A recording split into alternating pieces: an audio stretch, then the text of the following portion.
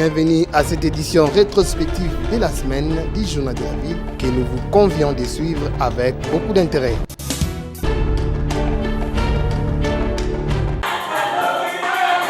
À l'occasion de la célébration du journée dédiée aux droits des femmes, le 8 mars 2024, sous le thème « Investir en faveur des femmes, accélérer les rythmes », l'église Mera dans la commune de Kassavubu a, à travers sa commission des femmes, célébré cette journée avec les mamans et les jeunes filles de cette église par une conférence d'échange avec des invités de marque.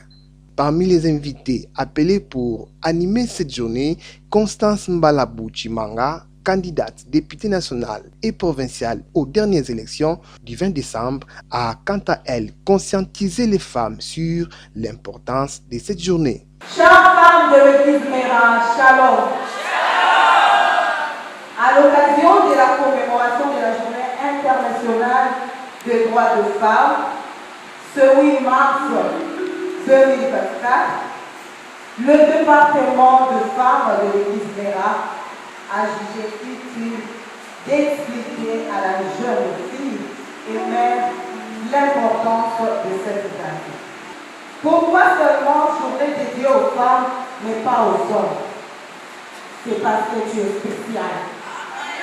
Femme, c'est parce que tu es spécial. Est-ce objet d'injustice, de discrimination par l'homme?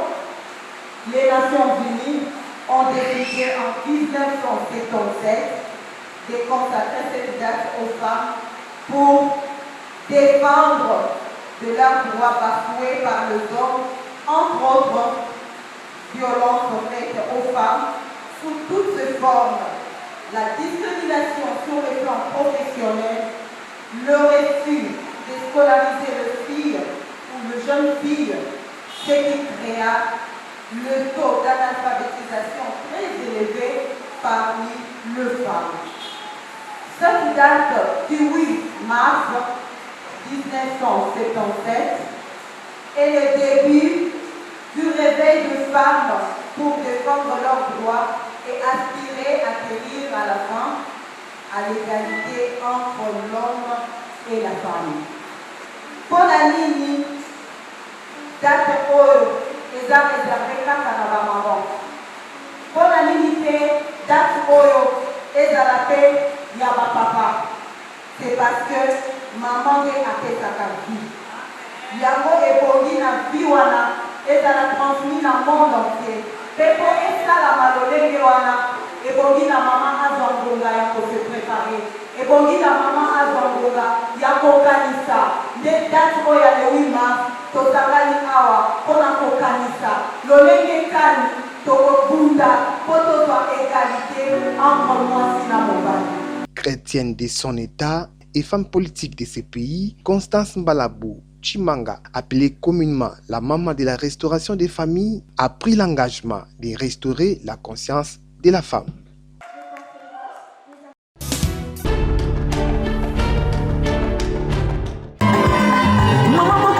La journée du 8 mars 2024 n'est pas passée inaperçue dans le village Mawawa, situé dans la commune de Lansele.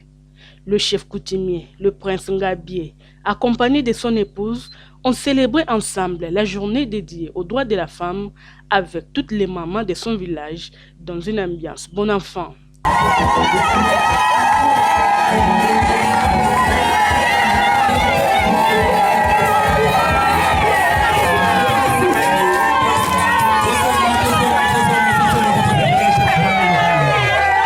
La femme du village Mawawa doit être une femme capable et épanouie, a martelé Yenga Apongabie, l'épouse du prince. Elle a en outre sensibilisé les mamans à se prendre en charge et à prendre en charge leur maison avant de lancer un message de solidarité avec les victimes de l'Est de la RDC.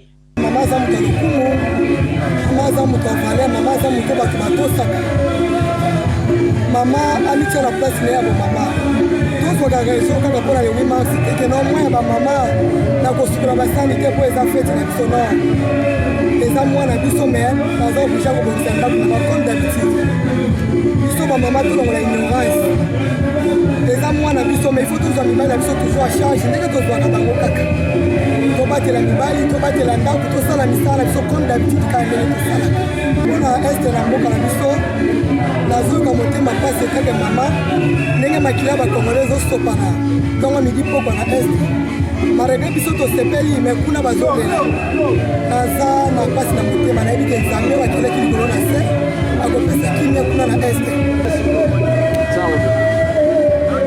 De son côté, le patron du village Mawawa, le prince Ngabie, qui a reçu des honneurs dignes de ses noms venant de toutes les femmes de son village, a remis à ces dernières un lot d'épargne comme symbole d'amour. Nazali toujours na bolingo na population na ngai ya Mawawa, surtout na journée à lelo ezali max pour na ba mama. Vraiment ba mama nyo surtout bazana esengo. J'espère que mon ba mama nde baye puisque so baki na confiance na ngate banga eboya te. Donc nde na bengisa ki na beta ki mbela baya to kutana ndenge baye. Donc vraiment na sepir makasi ni vraiment. Tout moi na bini na ba mama puisque eza vraiment symbole moko makasi.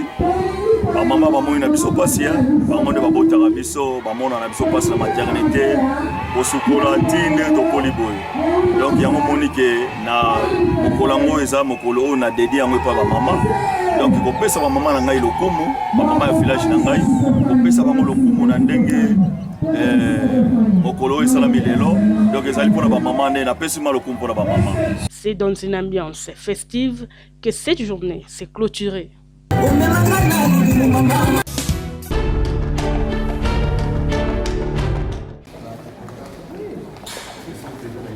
Il s'est tenu du 1er au 2 mars 2024 à Malabo, République de Guinée équatoriale, la réunion du comité technique spécialisé Justice et Affaires juridiques des ministres CETES, la réunion préparatoire de la 24e conférence des chefs d'État et de gouvernement de la CAC avec comme objectif d'examiner les textes complémentaires prévus par le traité révisé et relatif à la réforme institutionnelle de la CAC d'une part et dont rassurer la conformité juridique des textes soumis par les différents comités spécialisés sectoriels d'autre part.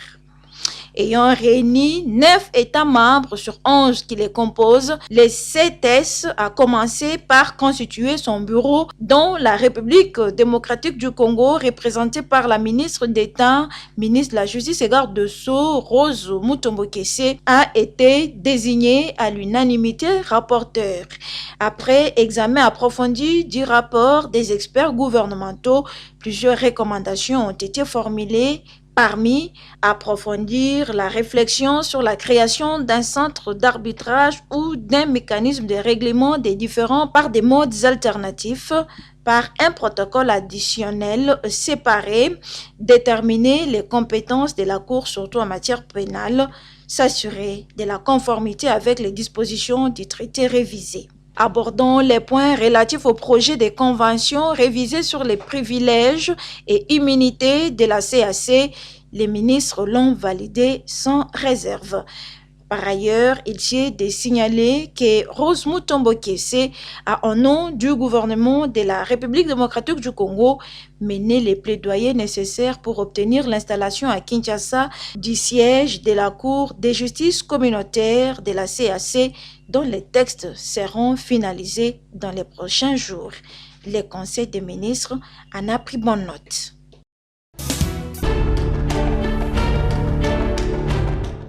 Ça fait 30 ans qu'on tue les Congolais, ça fait 30 ans que les armes crépitent au Congo, ça fait 30 ans qu'on pille les richesses de la RDC. C'est par cette affirmation macabre que le vice-premier ministre, ministre des Affaires étrangères et francophonie, Christophe Lutundu Lapala a clôturé cette réunion de plus de 2 heures. Réunion qui a mis face à face les représentants des Nations Unies, de l'Union africaine, de l'Union européenne, appelé Groupe de contact international, venu à Kinshasa pour voir comment la communauté internationale pourrait contribuer à la désescalade rapide entre la République démocratique du Congo et le Rwanda. La venue de cette délégation, comme ce que j'ai dit tout à l'heure, c'est pour vous écouter, avoir votre lecture des choses, pour que les acteurs principaux de la communauté internationale aient une compréhension une lecture commune de la situation et voir comment ces acteurs pourraient mieux vous accompagner, vous appuyer.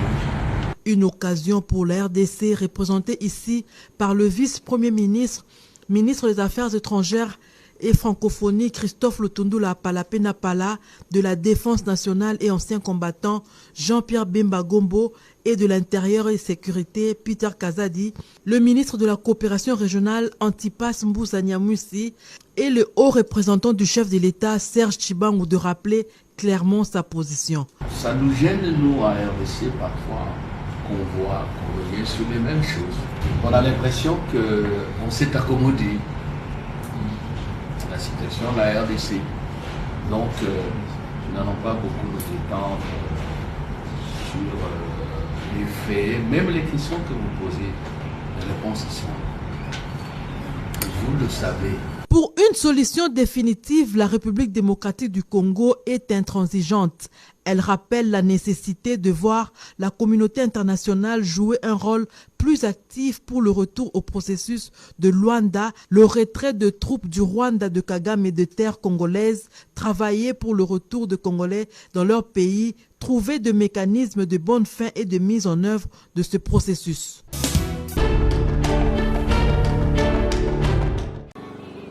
Lancement ce mardi 5 mars 2024 à Kinshasa par le numéro 1 du ministère de l'enseignement primaire, secondaire et technique, le professeur Tony Mwabakazadi, le concours de recrutement des enseignants et la promotion des directeurs des établissements scolaires primaires publics, chose qui n'a jamais été faite depuis que le ministère de l'EPST existe. Ce go est donné à Kinshasa, à l'ITC Ndjidi, où 206 candidats s'étaient donné rendez-vous. Devant la presse, le ministre Tony Mwabakazadi a donné la raison de l'instauration de ces concours qui, selon lui, visent l'amélioration de la qualité de l'enseignement. Jusqu'ici, le recrutement des enseignants s'est fait sur base de critères subjectifs de façon aléatoire, ne rassurant aucunement la qualité de l'enseignement qu'il faut assurer à l'endroit de nos enfants. Aujourd'hui, le ministère de l'EPST va passer à l'autre phase dans le cadre de son redressement, avec l'appui de la Banque mondiale et l'exécution du projet PERS, dans le lancement de la première édition du recrutement des enseignants sur base du concours, pour nous rassurer de la qualification d'un enseignant avant qu'il ne soit recruté et placé devant les enfants. Dans la foulée, le ministre Tony Mwabakazadi annonce que cette mesure ne concerne pas seulement les écoles publiques, mais aussi les établissements scolaires privés. Ce que nous disons concerne également les écoles privées. C'est là également qu'il y a, comme on peut dire, le creuset des enseignants non qualifiés. Ce fichier va servir également pour les écoles privées. Donc les écoles privées, tous les promoteurs qui viennent accompagner l'État doivent le faire en respectant les lois, les instructions officielles du ministère. Il est de noter que pour la ville-province de Kinshasa, qui compte 5 provinces éducationnelles, a enregistré 5 578 candidats, dont 2 343 femmes, soit 42%.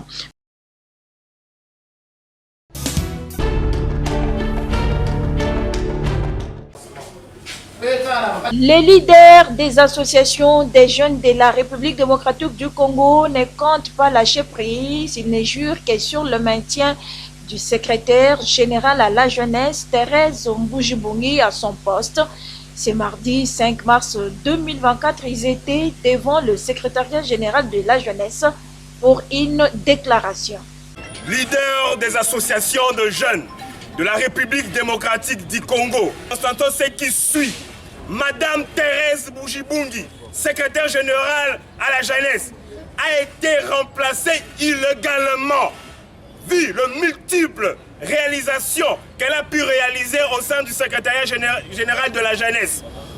Nous, jeunes, nous demandons à ce jour au président de la République, aux autorités de la République, de bien vouloir revoir cette décision. Madame Thérèse Mbujibungi, à ce sein, il a pu réaliser l'élaboration du guide national de l'initiation à la nouvelle citoyenneté. Madame Thérèse ne s'est pas arrêtée là. Avec ses multiples contacts, elle a pu obtenir de multiples financements de leaders de jeunes, de nos associations. Aujourd'hui, c'est la 2e édition que nous avons pu avoir et obtenir le financement de différents projets de jeunes. Aujourd'hui, la jeunesse congolaise a y avoir de promotions au sein de l'administration de la jeunesse à cause de l'effort que Madame Thérèse a pu faire. C'est pourquoi, pour conclure, le leader des jeunes aujourd'hui réuni, nous demandons au président de la République, lui, lors de son investiture, il a réitéré le vœu de voir la jeunesse congolaise s'épanouir, alors que Madame Thérèse fait partie de ces lieutenants qui est en train de militer pour que la jeunesse congolaise puisse retrouver sa place. Nous demandons aujourd'hui que la jeunesse est debout et nous n'allons pas dormir jusqu'à ce que Madame Thérèse va reprendre le travail.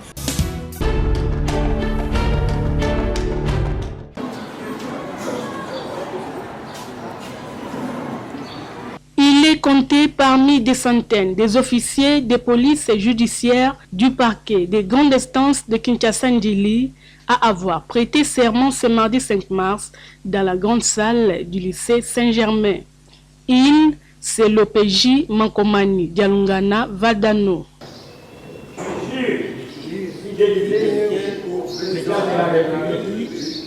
Obéissance à la Constitution de la République démocratique du Congo, de remplir fidèlement les fonctions qui me sont confiées et d'en rendre loyalement compte à l'officier du ministère public. Je reçois vos prestations de serment en qualité d'officier de police judiciaire à compétences restreintes et vous en donne acte. Toutes mes sincères félicitations. Devant les procureurs de la République et autres hauts cadres de la police judiciaire, ces officiers ont été désignés après la lecture du procès verbal comme officiers de police judiciaire. Ils ont juré de respecter la Constitution de la République démocratique du Congo, de rendre justice et de servir la nation congolaise. Une journée mémorable pour ces lauréats. Et nous sommes tellement heureux d'avoir cette qualité d'officier de police judiciaire car nous avions juré de respecter la Constitution et nous avions aussi juré de travailler loyalement par rapport à tout ce que la loi nous demande. C'est vraiment une journée où nous rendons grâce à Dieu car nous sommes maintenant censés de pouvoir servir la nation et rendre justice et faire ce que la loi nous demande pour qu'il y ait de bonnes choses et une évolution à la nation. Je suis vraiment plein de joie de ce que nous avons enfin prêté serment parce que ça fait déjà plus de deux ans qu'on a fini avec les cours. Maintenant, finalement, nous venons de prêter serment aujourd'hui. Vraiment, je suis vraiment très ravie. Autre temps fort de la cérémonie, c'est la remise des brevets aux participants de la formation sur les techniques et procédures de l'interrogatoire, entre autres, les droits pénals généraux, l'organisation et compétences judiciaires. C'est par une photo des familles que ces assises se sont clôturées.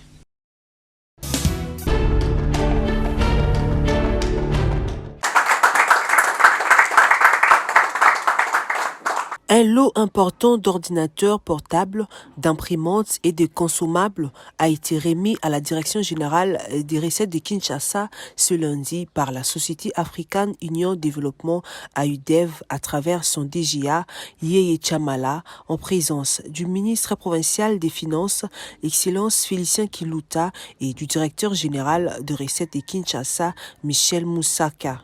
Cette remise s'est réalisée dans le cadre de collaboration qui existe entre la ville de Kinshasa et la société AUDEV dans l'encadrement de recettes non fiscales à travers une plateforme numérique. Ces lots devraient servir à la formation des ordonnateurs et des taxateurs au niveau de la DGRK.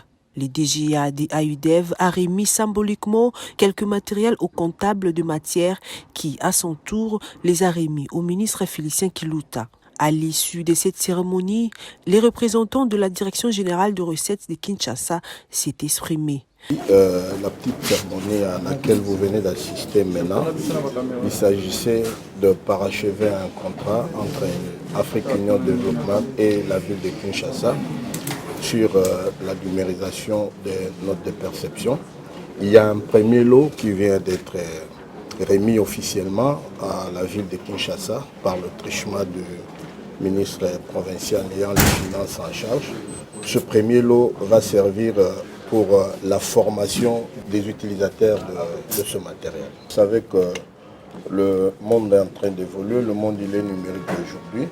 En son temps, nous utilisions les notes de perception manuelles, mais avec l'évolution, la modernisation, c'était le vœu du gouverneur et de son Excellence, Monsieur le ministre des Finances, de passer par les notes de perception numériques, avec beaucoup d'avantages que nous allons étaler pendant la formation. Donc nous passons, c'est une transition, nous passons de l'utilisation des notes de perception manuelles aux notes de perception informatisées.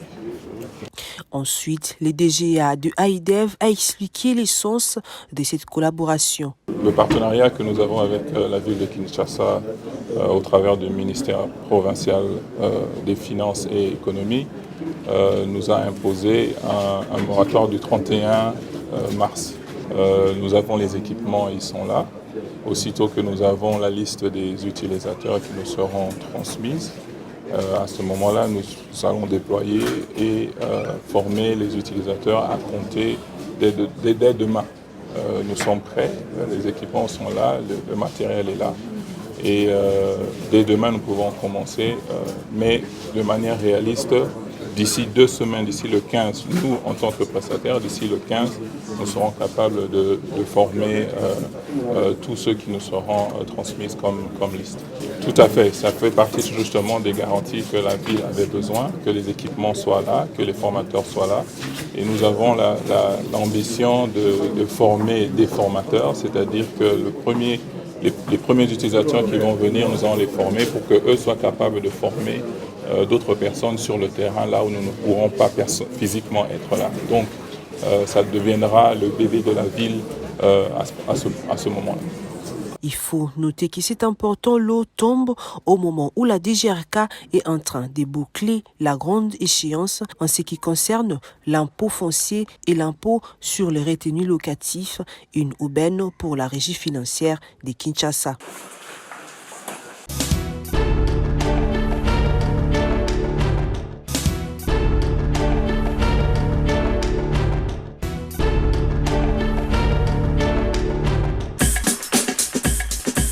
Fin de cette session d'information rétrospective de la semaine du Journal de la Ville. Merci de nous avoir suivis et déjà, nous vous disons bon début de la semaine.